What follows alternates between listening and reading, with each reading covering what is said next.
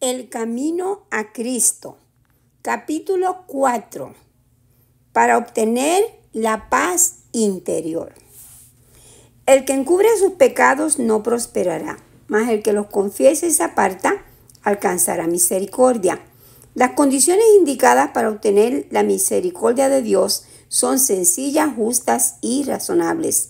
El Señor no nos exige que hagamos alguna cosa penosa para obtener el perdón de nuestros pecados.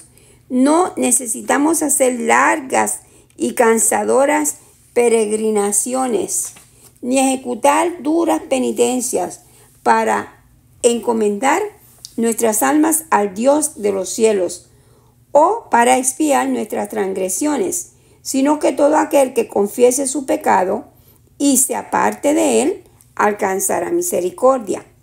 El apóstol dice: confesaos vuestras ofensas unos a otros y orad unos por otros para que seáis sanados. Confesad vuestros pecados a Dios, el único que puede perdonarlos, y vuestras faltas unos a otros. Si has dado motivo de ofensa a tu amigo o vecino, debes reconocer tu falta y es su deber perdonarte con buena voluntad. Debes entonces buscar el perdón de Dios, porque el hermano a quien ofendiste pertenece a Dios y al perjudicarle pecaste contra su Creador y Redentor. El caso es presentado al único y verdadero mediador, nuestro gran sumo sacerdote, que fue tentado en todo según nuestra semejanza, pero sin pecado, quien puede compadecerse de nuestras debilidades y limpiarnos de toda mancha de pecado. Los que no han humillado su alma delante de Dios, reconociendo su culpa, no han cumplido todavía la primera condición de la aceptación. Si no hemos experimentado ese arrepentimiento del cual nadie debe arrepentirse, y no hemos confesado nuestros pecados con verdadera humillación del alma y quebrantamiento del espíritu, aborreciendo nuestra iniquidad, no hemos buscado verdaderamente el perdón de nuestros pecados, y si nunca lo hemos buscado, no hemos encontrado la paz de Dios. La única razón por la cual no obtenemos la remisión de nuestros pecados pasados es que no estamos dispuestos a humillar nuestro corazón ni a cumplir las condiciones que impone la palabra de verdad. Se nos dan instrucciones explícitas tocante a este asunto. La confesión de nuestros pecados, ya sea pública o privada, debe ser de corazón y voluntaria. No debe ser arrancada al pecador. No debe hacerse de un modo ligero y descuidado, o exigirse de aquellos que no tienen una comprensión real del carácter aborrecible del pecado. La confesión que brota de lo íntimo del alma sube al Dios de piedad infinita. El salmista dice: cercano está Jehová a los quebrantados de corazón y salva a los contritos de espíritu. La verdadera confesión es siempre de un carácter específico y reconoce pecados particulares. Pueden ser de tal naturaleza que solo puedan presentarse delante de Dios. Pueden ser males que deban confesarse individualmente a los que hayan sufrido daño por ellos. Pueden ser de un carácter público y en ese caso deberán confesarse públicamente. Pero toda confesión debe hacerse en forma definida y directa para reconocer los pecados de los que uno sea culpable. En los días de Samuel, los israelitas se alejaron de Dios. Estaban sufriendo las consecuencias del pecado, pues habían perdido su fe en Dios, el discernimiento de su poder y de su sabiduría para gobernar a la nación, y no confiaban en la capacidad del Señor para defender y vindicar su causa. Se apartaron del gran gobernante del universo, y desearon ser gobernados como las naciones que los rodeaban. Antes de encontrar paz, hicieron una confesión explícita, porque a todos nuestros pecados hemos añadido este mal de pedir rey para nosotros. Tenían que confesar el preciso pecado del cual se habían hecho culpables. Su ingratitud oprimía sus almas y los separaba de Dios. La confesión no es aceptable para Dios si no va acompañada de un arrepentimiento sincero y una reforma. Debe haber cambios decididos en la vida. Todo lo que ofenda a Dios debe dejarse. Tal será el resultado de una verdadera tristeza por el pecado. Se nos presenta claramente lo que tenemos que hacer de nuestra parte.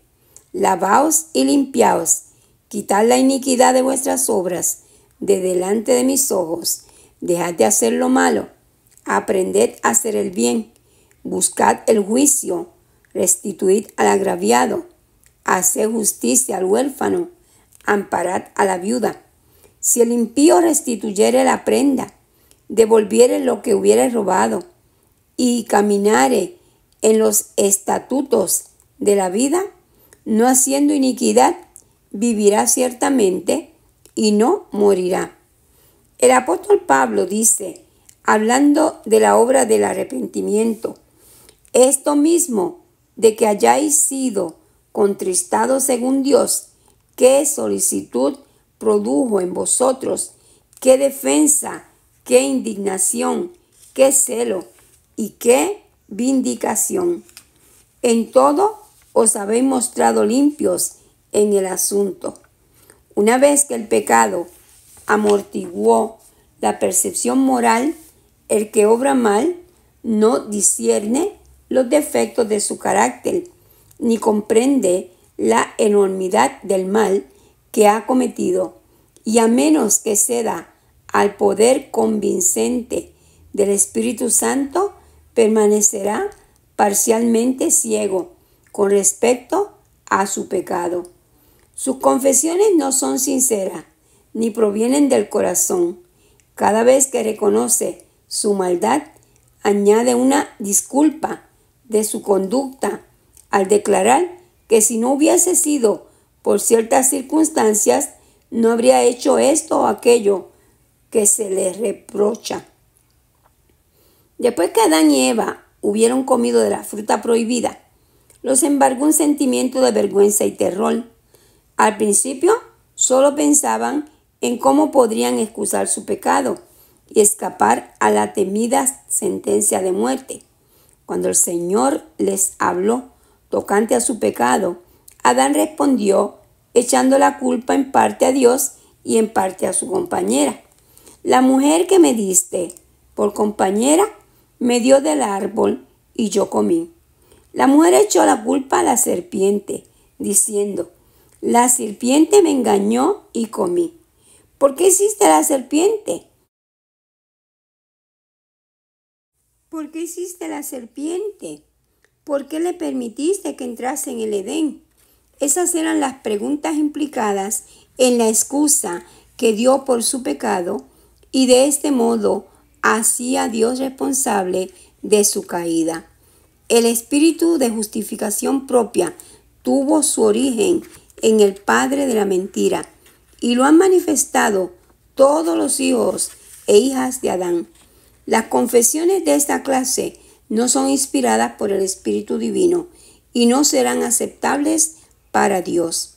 El arrepentimiento verdadero induce al hombre a reconocer su propia maldad sin engaño ni hipocresía, como el pobre publicano que no osaba ni aun alzar los ojos al cielo exclamara: Dios, ten misericordia de mí, que soy pecador. Y los que reconozcan así su iniquidad serán justificados, porque el Señor Jesús presentará su sangre en favor del alma arrepentida. Los ejemplos de arrepentimiento y humillación genuinos que da la palabra de Dios revela un espíritu de confesión que no busca excusas por el pecado ni intenta su justificación propia. El apóstol Pablo no procuraba defenderse, sino que pintaba su pecado con sus colores más oscuros y no intentaba atenuar su culpa. Dijo, lo cual también hice en Jerusalén. Yo encerré en cárceles a muchos de los santos, habiendo recibido poderes de los principales sacerdotes, y cuando los mataron, yo di mi voto, y muchas veces castigándolos en todas las sinagogas, los forcé a blasfemar, y enfurecido sobremaneras contra ellos, los perseguí hasta en las ciudades extranjeras. Sin vacilar declaró, Cristo Jesús vino al mundo para salvar a los pecadores, de los cuales yo soy el primero. El corazón humilde y quebrantado, enternecido por el arrepentimiento genuino, apreciará algo del amor de Dios y del costo del Calvario. Y como el Hijo se confiesa a un Padre amoroso, así presentará el que esté verdaderamente arrepentido todos sus pecados delante de Dios. Y está escrito, si confesamos nuestros pecados, Él es fiel y justo para perdonar nuestros pecados y limpiarnos de toda maldad.